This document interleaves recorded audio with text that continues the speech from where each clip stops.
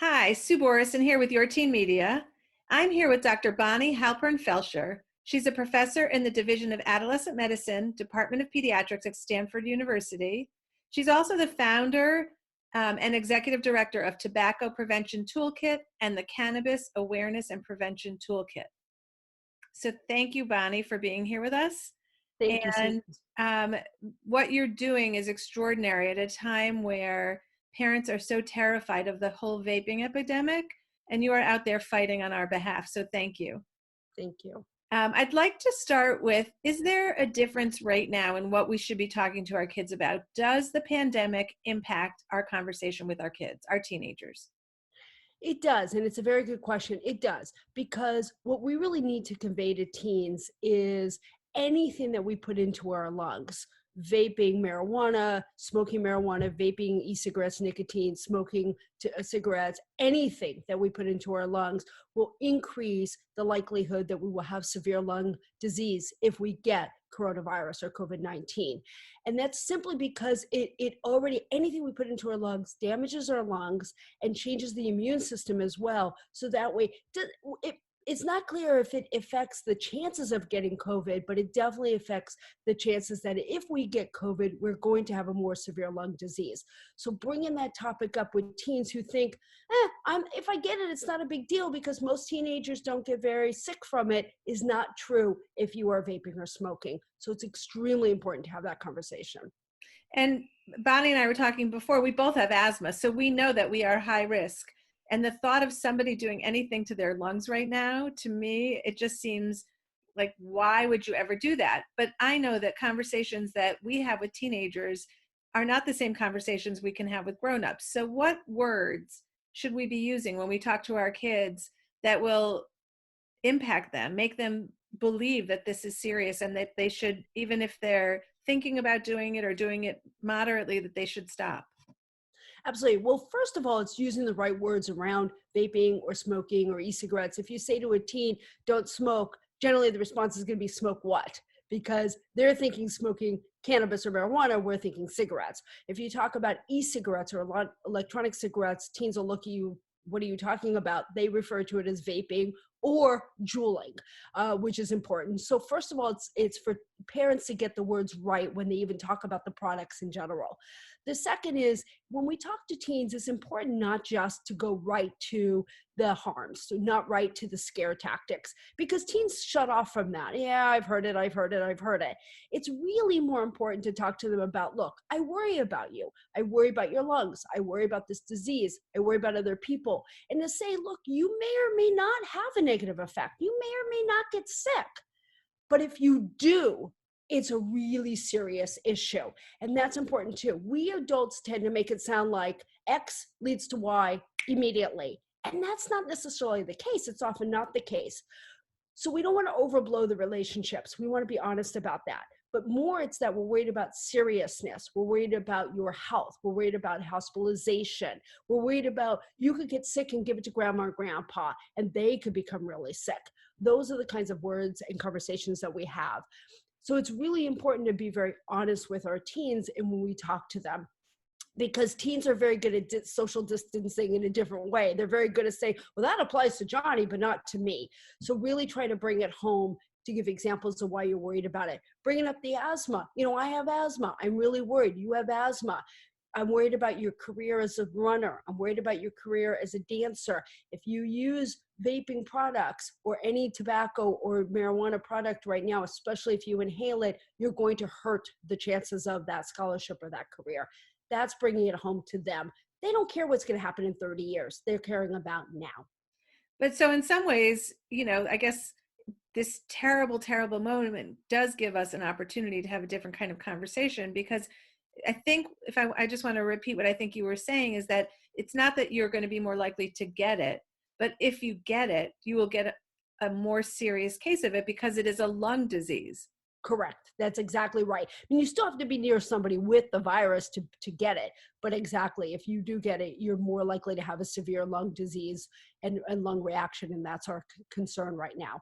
And so to bring that topic up with you, with your children, with your teenagers, your young adults is really important right now, more than ever. Okay, so let's move into the kids. That first conversation is just a good one to have with our middle schoolers and high schoolers and college age kids as a prevention.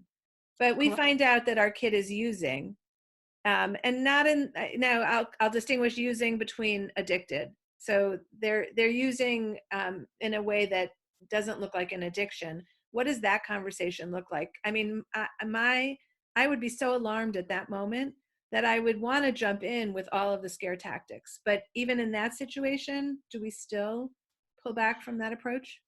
I would still pull back. I mean, you're still going to talk to them about health risks. I'm not saying to avoid that conversation, but you're not going to talk to them about this is awful and you're going to die. That kind of conversation is going to get the eye roll and have a teen walk away, especially now, excuse me. Teens are hearing the conversation about COVID all the time and they're sick of it. We're all tired of this. We're scared. We're ready to get back to our lives. So the way you bring it up is really important there. So it's, I do, and a lot of times, by the way, because of the shelter in place for so many youth, they're struggling with, I want to use, whether they're just using or addicted, I want to use, and maybe they don't have access to the product, maybe they're going through withdrawal if they're addicted, maybe they're going through, I really miss it and I want to use it, but I'm worried my parents are going to find out. So you're more likely as a parent to notice something going on. So to be more vigilant about smelling something sweet in their bedroom or noticing them hiding in a closet or hiding in the room or in the bathroom are signs that a young person may be using. So first of all, it's being more vigilant and pay more attention about your child's behavior is very important. But then it is, if you notice that your teenager is using these products, it's important to then say, I noticed this. And we all are a tendency as parents, I'm a parent, to get angry. But that's also not going to be the solution here, is to have that conversation. Johnny, I noticed that you were using this product, which I think is a vaping product. I'm not sure what you're putting in it, but I'm worried. And I'm worried because I've heard about the chemicals in there that aren't good. I know about the high levels of nicotine, which worries me because, it changes your mood, it changes your study habits, it changes your brain development. Can we talk a little bit about that? But you know what? Now more than ever, I'm also worried, and then start the conversation about COVID. So that's bringing it to life for them in a more realistic way. That's really helpful. Okay, this last category, that since kids have become addicted to vaping at such a high extent, it's been really hard to figure out ways to help those kids. But if they're living in your house and they are having a hard time coping with the stress, it's everything is more pronounced in this situation. So are there places parents can reach out to get assistance and to make a difference in their kids' addiction? Absolutely. So there are a few. First of all, it's important to know that, again, because teenagers are home, you might, as a parent, start seeing symptoms of withdrawal if a teenager is afraid to use or can't access the product around you. So be aware. Are your teenagers complaining of headaches? Are they complaining of shakiness? Are you finding that they can't sit still? Are you seeing more extreme mood swings? Now, I know teenagers have mood swings anyway, but much more extreme. Are you seeing just a personality change? If you're seeing something sudden, it may be because they're moping around because of COVID and they're bummed about being home, but it's an opportunity to also pay attention to whether maybe they're going through withdrawal. And that is a very much a concern right now. So when you talk to your teens, or maybe they're going to become honest with you and say, you know what, I've got a problem, I'm addicted. Again, not to get angry, but to help. We're in the business right now of helping. How can we get this student, this child, this teenager some help? And we don't have any nicotine replacement therapies approved by the FDA, the Food and Drug Administration, for anybody under age 18. So you can't go out and just buy it for somebody under 18. The patches and things like that. But you can certainly get it prescribed by a doctor. So you can call up your doctor. Most doctors will prescribe some level of nicotine replacement therapy. You can do it through telecommuting or telemedicine right now and get that. But there are also, and we don't know whether those patches work right now for e-cigarettes, but there's some early evidence that it probably will, hopefully, so it's certainly at least worth trying. But you can also use a number of different hotlines that are available right now. The Truth Initiative has one that you text Ditch Jewel to it, so you can look up the Truth Initiative one. There's also 1-800-QUIT-NOW, and depending on what state you're living in, there are a lot of other quit lines that you can use. There's another one called My Life, My Quit. There are a number of those. So look at wherever your state is for the hotlines, and those are effective. Some of them have a life coach, some of them have a texting coach on there, whatever it is that you can go and try to get some help. Also, schools, even though they're closed, a lot of the schools still have their counseling sessions open that could be done remotely. So find out if that's happening. So best is a combination of some form of, well, we think, we don't have evidence yet, but it seems to be from talking to people, some combination of medication, if that's available and possible, depending on how much your son or daughter is using, as well, coupled with some sort of counseling that could be through the hotlines or these quit lines. That's what I would do. The other thing Where is, where do the parents go though? Because if a kid, you know, you can't really make someone else take those steps, right? Like if they're not interested in quitting, you're going to be really frustrated as a parent. Where do parents go for support? absolutely. So there are a couple of places that you can go. First of all, and I think, Sue, you'll send out those materials. We have on our Tobacco Prevention Toolkit.stanford.edu. We have some materials for parents in the resource section and a talk that I give to help parents understand more about not so much COVID, but more about e-cigarettes and their effects and how to talk to your teenagers. So that's one place you can go. Your Teen magazine has a lot of resources and great information on there as well.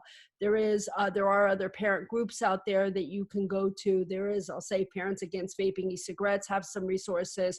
The CDC have some great resources. NIH, National Institutes of Health, have some great resources for talking to teens. I can give you some of those, and they are on our website. We also have on our website something called Alternative to Suspension. It's a Healthy Futures curriculum that parents can actually use with their teenagers to go through the steps. They're based in motivational interviewing. You can go through the steps to help a young person stop using any product, particularly e-cigarettes, to really go through, are you really motivated and ready to quit? Why are you using, and how can we help you move towards quit? So that way, if they're not ready yet to go to a 1-800-QUIT-NOW, that's a step to helping move them towards that process. Are their personalities changing as they're using? There's some evidence to show that they are. Partly partly the nicotine in them, it's changing your brain. It's also, the personality changes tend to be that you're moodier, you're more angry, particularly if you're going through a withdrawal or just haven't had one for a little while.